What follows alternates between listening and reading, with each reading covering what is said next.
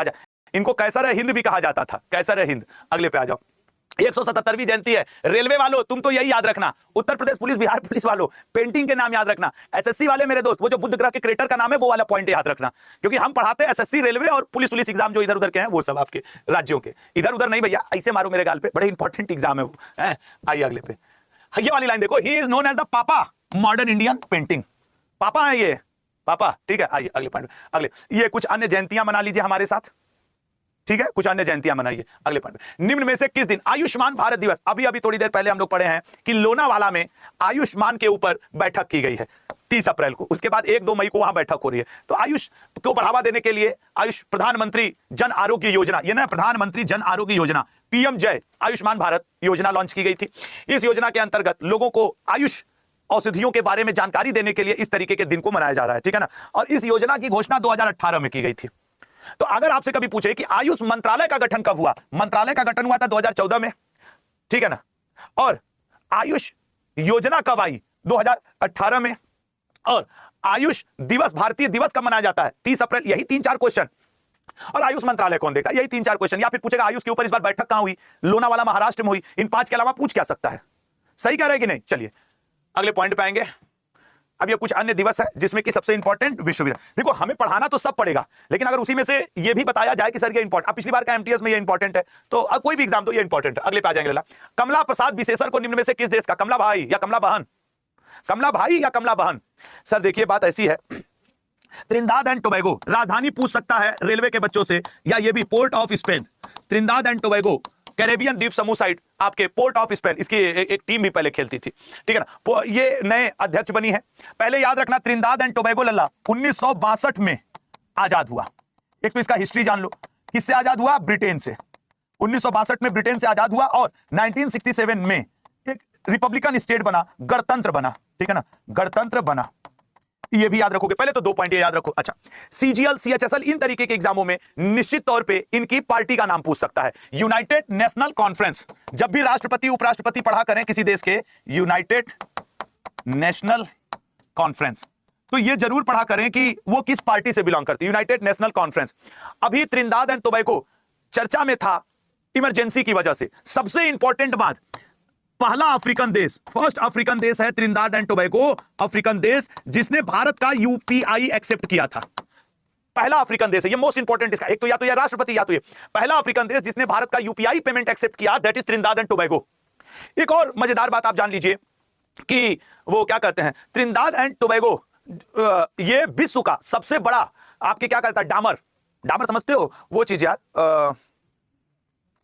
Asphalt जिसे कहते हैं, एस्फॉल्ट, रोडवा डामर उमर नहीं, रोड बन जाती है, तो विश्व का सबसे बड़ा डामर या एस्फॉल्ट संग्रह करता, एस्फॉल्ट संग्रह करता, मतलब संग्रह करता क्यों, इसके पास रिजर्व है, विश्व में सर्वाधिक, विश्व में सर्वाधिक डामर, एस्फॉल्ट या एस्फॉल्ट रखने वाला देश, ठीक है ना, यही है आपके त्रिनिदाद। तो अगर जियोग्राफी में पूछा तो ये, हिस्ट्री में पूछा तो ये, स्टैटिक में पूछा तो ये, करंट में पूछा तो ये, भाई 4-5 पॉसिबिलिटीज है ना एक क्वेश्चन में, तो चाहे वो स्टैटिक पूछे चाहे वो आपसे कुछ भी पूछे, तो ये अब आपको याद होना चाहिए, ठीक है मेरे भाई। चलो अगले क्वेश्चन पे आते हैं। तो ये मैडम, व्यवहार हमारा टाइट है, एक उंगली दिखा, मैडम जीत गई हैं। अच्छा मैडम, ऐसा नहीं है कि कोई पहली बार यहाँ की प्रधानमंत्री बनी है, इससे पहले भी हम लोग ये प्रधानमंत्री रह चुकी हैं, तब ये 2010 से 15 तक ये थी, 2010 से 2015 तक ये प्रधानमंत्री थी। लेकिन एक बार पद मिल जाए तो इच्छा और आ जाता है। अब वो इच्छा इनको क्या आई, भैया हम दोबारा बनेंगे, तो दोबारा ये 73 वर्ष आयु में बनी है, सोचो। अच्छा ऐसा नहीं होता कि जब बुढ़ौती उड़ौती हम लोग को आने लगती है तो हम लोग का वो मन में पद और प्रतिष्ठा की लालच और बढ़ जाती है। जनरली होता क्या है, एक मैं आपको जब हम लोग युवा होते हैं तो Instagram, girlfriend, boyfriend, reel, YouTube ये सब देखते हैं। जब हम लोग बुजुर्ग होने लगते हैं तो वही जो कल के आवारे थे बीते हुए दिन के, वो अपने अगली पीढ़ी को बताते हैं, चरित्र पे ध्यान दो, गर्लफ्रेंड बॉयफ्रेंड मत करो, इंस्टा मत चलाओ, जीवन बर्बाद हो जाएगा। अपने समय जिनको खुद ना समझ में आया वो आप कह रहे हैं ये मत करो। यही होता है, आप देख लीजिए। हम अक्सर सुनते हैं फलाने वाले जो चाची रही ना, उनकी उस समय 3 बॉयफ्रेंड थे, वो फूफा, अरे फूफा का तो 6 गर्लफ्रेंड थी। आज वही फूफा चाची मौसा अड़ोसी पड़ोसी जब आपके घर आते हैं, बेटा पढ़ो, टाइम से नहीं पढ़ोगे तो कंपटीशन नहीं निकलेगा तुम्हारा। अच्छा अपने समय का किए रहे, अरे आज के हम लोग रतवा में रजाई में घुस के इंस्टा चल रहा है, और कल हम ही लोग जब 50-60 के होंगे, बेटी तुम पढ़ नहीं रही हो, बेटी बताओ करंट अफेयर 8 बजे आशुतोष त्रिपाठी सर का चल रहा है एसएससी अड्डा पे, ओह पढ़ना पड़ेगा। अभी बेटी क्या कर रही है, वो हम वही सब। अब 73 वर्ष की आयु ही बन गई, त्रिनिदाद एंड टोबैगो का नया प्रधानमंत्री, एक बार रही ली थी, दोबारा लहर छा गया इनको, नहीं बनेंगे मतलब बनेंगे, ठीक है ना। इसीलिए बहुत ज्यादा जो तुमको लगे कि तुम्हारे लिए उचित है वही बात सुना करो, नहीं दुनिया तो 100 बात तुमको सुनाएगी, क्या करोगे। हम ही रील के लिए चापे रहते हैं। एक को आईडी मांग रही है उसी में बैठे बैठे, इतना मरेबू ना। एक लड़की उसी में वो देख रही है वहां से पुलिस अड्डा से, करिए candid you can you give your ID please. ID क्या करूं, हमारे दादी के मैसेज करूं, भाग नालायक बैठ के। मैं ID can you give your ID please. हमारे पास आईडी पाईडी नहीं है ना, हम इंस्टाग्राम पे है ना फेसबुक पे, हम कहीं कुछ नहीं मिलने वाले हैं। टेलीग्राम पे अड्डा का ऑफिशियल ग्रुप है, वही ज्वाइन कर लो, पीडीएफ मिलेगा। और दूसरी चीज ईमानदारी से बता रहे हैं, एक कोई इंजीनियरिंग टाइम पे जीमेल बनाए थे, 2 साल से वो भी नहीं खोले, पासवर्ड भूल गए हैं। रोज चक्कर में बने रहते हैं कि कहां से हमको हमारा पासवर्ड पता चले। भाई उस पर बैंक के सब आते रहते हैं, और हमको लग रहा है इस बार आईटीआर भी नहीं भर पाएंगे, पासवर्ड भूल गए, 3-4 बार गलत डाल दी। क्या हो गया ससुरा, मेरा जीमेल आईडी ऐसी की तैसी हो गया, नया बनाऊंगा, क्या करूंगा, मजबूरी है। एस पटाभी रमन का निधन हो गया, बातचीत कर रहे थे हम लोग तब तक। चाचा है निधन हुआ है, क्या करोगे। सेना के पूर्व उप प्रमुख थे, अब इनके अनुभव की जरूरत थी, लेकिन अब क्या कहा जा सकता है इसमें। तो एस पटाभी रमन जी जिनका 78 वर्ष की आयु में निधन हो गया, देश के लिए एक बड़ी क्षति है, क्योंकि अगर सेना का कोई जाता है ना तो वो देश के लिए क्षति है, हमारे आप सभी के लिए क्षति है। ये बहुत बड़े प्रतिष्ठित आपके जनरल एस पटाभी रमन जी का 78 वर्ष की आयु में निधन हुआ, और इस पर सभी लोगों ने शोक व्यक्त किया है, ठीक है ना। सेना द्वारा उन्हें दिल से एक सैनिक और भावना से एक नेता के रूप में याद किया जाता था, लेफ्टिनेंट जनरल पटाभी रमन जी। अगले पॉइंट पे आएंगे। सीपरी है, देखो हथियार वाला आ गया, आइए हथियार खरीदा जाए, आइए हथियार खरीदा जाए। सीपरी द्वारा जारी रिपोर्ट के अनुसार सबसे ज्यादा सैन्य खर्च कराने के मामले में भारत को कौन सा स्थान दिया गया है। भैया देखिए ऐसा है, सीपरी ने कहा है कि सबसे ज्यादा भारत तो खर्च नहीं कर रहा है 5वें नंबर पे। सर पहले नंबर पे कौन, अमेरिका चाचा। अच्छा तुम लोग को जमीन आसमान का अंतर है, आपको बताएं भारत जो है 5वें नंबर पे है, आप ऐसे समझो 86.1 बिलियन, ठीक है ना, 86.1 बिलियन यूएस डॉलर खर्च कर रहा है। बस सर भारत बहुत खर्चा कर रहा है, बहुत खर्चा कर रहा है। आप सोचो अमेरिका कितना कर रहा है, 997 US billion US dollar, billion US dollar. कोई इसे लड़ के जीत पाएगा? सोचो, ऐसे भावनाओं में बहना अलग की बात है, लेकिन आप अपने ऊपर 86 रुपया खर्च कर रहे हैं शरीर मजबूत करने के लिए, ये लगभग 1000 रुपया खर्च कर रहा है। अब बताओ। अच्छा इस अमेरिका के बाद चीन, रूस, जर्मनी, अमेरिका के बाद चीन वालों का नंबर है, चीन वालों के बाद रूस का नंबर है, रूस के बाद जर्मनी का नंबर है। मजे की बात, हथियार खरीदने के मैटर में सीपरी की नई रिपोर्ट में यूक्रेन नंबर 1 पे है और भारत नंबर 2 पे है। हथियार खरीदने के मैटर में यूक्रेन है, हथियार बेचने के मैटर में अमेरिका नंबर 1 पे है, ठीक है ना, नंबर 1 बेचने के मैटर में। रूस लड़ाई में लग गया है यूक्रेन के साथ, पिछले वर्ष और इस वर्ष में 64% हथियार बेचने में इसकी गिरावट दर्ज की गई है। अमेरिका सबको लड़ा करके, भाई लोग लड़ी नहीं इधर उधर, अपना लड़ा के मेरा ये तात्पर्य है, अमेरिका हथियार बेचने में नंबर 1 है, बना भी रहा है, बेच भी रहा है। अब भारत पाकिस्तान चल रहा है ना, बोल रहा है हाँ भारत हम तुम्हारे साथ है, लड़ लो, हथियार बेच देंगे, 100-200 तुमसे भी कमा लेंगे। इसलिए थोड़ा सा समझदारी से काम लेने की जरूरत है, समझ रहे हो ना।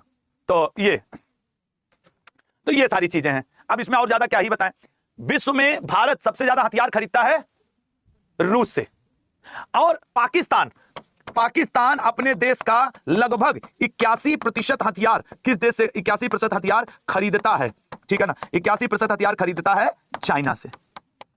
ये सब कौन बता रहा है, Stockholm International Peace Research Institute, Stockholm International Peace Research Institute, ये SIPRI, Stockholm International Peace Research Institute, ये है सीपरी। सब याद रहेगा भैया, सबको एकदम माहौल बना है। हाँ आइए, तो ये भी हो गया, ठीक है ना। तो भारतीय सेना, सलाम है सर आप लोग को। अगले पे आएंगे, ये पैसा बिलियन डॉलर में है, ये पैसा बिलियन डॉलर, देख लो कौन कितना खर्चा कर रहा है। अच्छा लोग कहते हैं अमेरिका चीन कमजोर थोड़ी है, लेकिन आप बताइए कौन कमजोर है कौन ज्यादा है। अमेरिका ना लड़ेगा नहीं चीन से, वो रीजन ये है, उसको पता है झूठ है ससुरा नुकसान होगा। लेकिन अगर जो लोग ये कहते हैं कि अमेरिका चीन से लड़ेगा ना तो बड़ा वो हो जाएगा, ये हो जाएगा, अरे कुछ नहीं होगा, उसका थोड़ा सा पैसा ज्यादा खर्च होगा लेकिन जीतेगा तो वही। क्योंकि अमेरिका का सबसे स्ट्रेंथ क्या है, उसकी वायुसेना, अमेरिका की सबसे मजबूत वायुसेना मानी जाती है। अब वायुसेना जिसकी मजबूत है, ऊपर से बम गिराना शुरू करेगा, चुआ देगा इन लोग के ऊपर बम, ले चुआ के चलेगा, जैसे नहीं ऊपर से ऐसे, ये चीन लो बम चुआ दिए, हो गया खत्म। तो अमेरिका बम चुआ देगा इन लोग पर, उसकी वायुसेना स्ट्रांग है, इसलिए उससे सब लोगों की एकदम लंका लगी रहती है। समझ रहे हो ना। अभिषेक ब्लॉग पूछ रहे हैं शिवानी जी कहाँ हो। शिवानी जी इनको 1 कप चाय बना के पिला दो, शिवानी जी प्लीज इनको 1 कप चाय पिलाइए अभिषेक को। वो आप क्लास में आके पूछ रहे हैं चाय, शिवानी जी कहाँ हो, अरे मम्मी जी को अपने आवाज लगाओ, उनको 1 कप चाय बना के पिलाओ। सवेरे ही कमेंट बॉक्स में शिवानी जी कहाँ हो आप, शिवानी जी का चच्चा बोला था। सवेरे सवेरे रात में रोटी सब्जी खा के सोए होंगे, सुबह भावनाएं जगने लगी, ब्रश करो, जाके लैट्रिन रूम में बैठ के मोबाइल चलाओ, अब यही कर रहे हो। तुम उधर बैठ, शिवानी जी इतना इज्जत से कोनो लड़के किसी को बुलाते नहीं है बिना काम के, नाम के आगे अगर लड़के लड़कियों के जी लगा दिए, अदब और लिहाज का प्रयोग किए, समझ लीजिए कुछ काम उनको जरूर है। अब फॉर एग्जांपल ऐसे हम ही अपने ऑफिस में आज हमको, तुम लोग जानते हो को पौधा मिलने वाला है, उदिशा मैम देने वाली है, तो हम ऐसे नॉर्मली बताए उदिशा क्या कर रही हो, अब आज चूंकि वो पौधा पता है, हम खुद मुंह खोल के गिफ्ट मांगे हमको एक पेड़ दे दो, पौधा दे दो, तो आज हम ऐसे पूछेंगे उदिशा मैम कहाँ है आप, अभी आप ऑफिस नहीं आई क्या? अगर उदिशा मैम उधर से कहती सर वो आपका प्लांट आ गया, मैंने ऑनलाइन ऑर्डर कर दिया था, तो बस अगले दिन से उदिशा मैम से वो उदिशा हो जाएंगी। तो ठीक है, जुगाड़ है लड़कों का, लड़कों के चक्कर मत पड़ो। बैडमिंटन विश्व महासंघ का नया अध्यक्ष, शिवानी जी चाय बनाइए, बैडमिंटन विश्व महासंघ का नया अध्यक्ष निम्न में से किसे नियुक्त किया गया है? हैं सर, लिस वार्ड त्रिकुल खुनियाम पटामा, ये नाम याद रखिए सर, खुनियंग पटामा लिस वांगटोन थाईलैंड की पांगपोंग। अब नहीं याद हो रहा, हम क्या करें भाई, कठिन नाम है, हम नाम नहीं लेंगे। पहले तुम लोग मैडम को देखो, मैडम ये आपका नाम नहीं याद रखना है, आंख खोली है क्या? इनका आंख खुला है कि बंद है? जो बता दे 5 रुपया हम रख लेंगे अपने पास। आंख खुला है कि बंद है? अब पूरा नाम खुनियंग पटामा लिसवान तकुल ऐसे याद रखना है। खुला है इनका आंख, हम देख पा रहे हैं। प्रणाम मैम, ये लोग नहीं समझे। तो देखो थाईलैंड की है खुनियंग पटामा लिसवान तकुल जी, बैडमिंटन विश्व महासंघ की अध्यक्ष बन गई हैं। हेरिक ओयर का स्थान लिया है इन्होंने, किसका? अपना हेरिक भाई जो थे, हेरिक ओयर, हेरिक ओयर का स्थान लिए हैं। ये 12 साल तक अपने पद पर बने हुए थे, 12 साल तक पद पर थे, बड़ा लंबा नौकरी कर लिए यार, 12 साल तक अपने पद पर थे। उन्हीं का अपनी प्यारी खुनियंग पटामा लिसवान तकुल जी स्थान ले ली हैं। तुम लोग को कितना कठिन होता होगा ना याद करना ही सब, लेकिन और इधर उधर करो मत, पढ़ो 8वीं 10वीं में ठीक से, तो यही सब होगा। अभी 86वीं विश्व बैडमिंटन महासंघ की बैठक हुई थी, ठीक है ना, चीन में बैठक हुई। अभी बैडमिंटन का उबेर कप, थॉमस कप दोनों यही जीता हुआ है। बैडमिंटन का सुदीरमन कप चल रहा है। कल भारत इंडोनेशिया से हार के बाहर हो गया, ये भी याद रखना।